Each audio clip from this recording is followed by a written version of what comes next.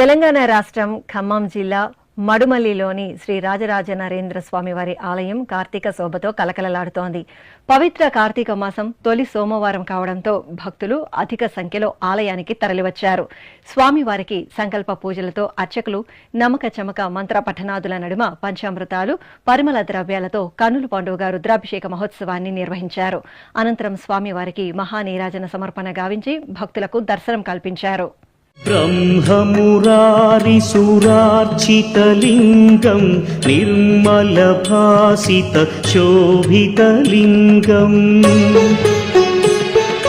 जन्मजदुःखविनाशकलिङ्गं तत्प्रणमामि सदा शिवलिङ्गम् देवमुनिप्रवरार्चितलिङ्गं कामदहन करुणाकरलिङ्गम्